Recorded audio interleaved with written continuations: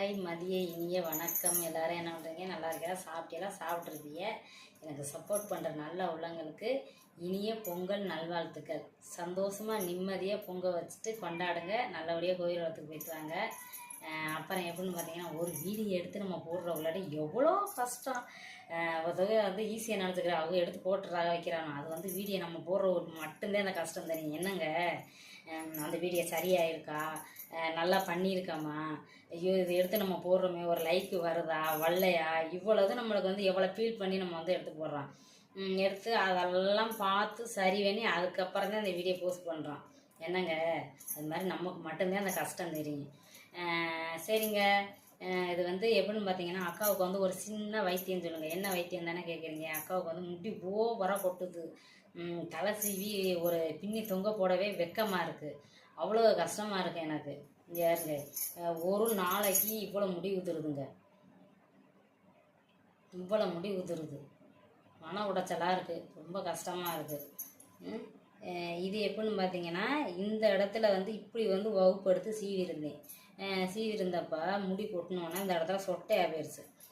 சொட்டையாக பண்ணேன்னா அப்புறம் என் வீட்டுக்காரர் சொன்னார், மாறி இந்த முடியை எடுத்து இப்படி சீவு, இது வந்து மறைஞ்சிரும் அப்படின்னாரு. சரின்ட்டு இப்போ ஏற்கனவே இந்த மாதிரி சீவி இருக்கேன். இருந்தாலும் இப்போ இதை எடுத்து இந்த சொட்டையை மறைக்கிறதுக்கு இப்படி சீவியாச்சு. அதாவது ஆம்பளைகளுக்கு தான் முடி கொட்டி சொட்டைன்னு நம்ம சொல்கிறோம். நம்ம பொம்பளைகளுக்கே முடி கொட்டி எதெல்லாம் எப்படியெல்லாம் எடுத்து மறைக்க வேண்டியதாக இருக்குது. என்ன செய்கிறது, நம்ம நிலமை அப்படி. நம்ம மாதிரி லேடிஸுக்கு வந்து பல்லும் முடியும் தாங்க நம்மளுக்கு அழகு. அது மட்டும் இல்லைன்னு வச்சுக்கோங்களேன், நம்மளை முன்னாடி விட்டு பின்னாடி சிரிக்கிறது, நக்கல் பண்ணுறது, அவ்வளோ எகத்தலமாக பேசுகிறது, வைக்கிறது எல்லாம் செய்வாங்க. அப்படி இருப்பாங்க. இப்போ வந்து நம்ம பின்னி நான் தொங்க போடவே எனக்கு வெக்கமாக இருக்குது. பெரும்பாலும் நான் போட மாட்டேன். குளிச்சா மட்டும்தான் இந்த கிளிப்பை எடுத்து இப்படி போட்டுக்கிறது.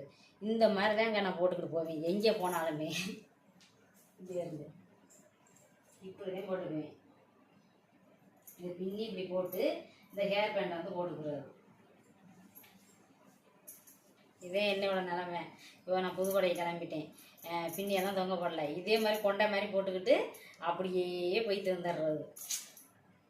அப்பா கடவுளே, கஷ்டத்து மேலே கஷ்டம் கொடுக்குதுப்பா ஆண்டவன். என்ன செய்கிறது, அந்த கஷ்டத்தை ஃபுல்லாக நம்ம வந்து தாண்டிதான் நம்ம வரணும். சரிங்க, எல்லோரும் பார்த்து பத்திரமா இருங்க. அக்காவுக்கு சப்போர்ட் பண்ணுங்கள், ஆதரவு கொடுங்க.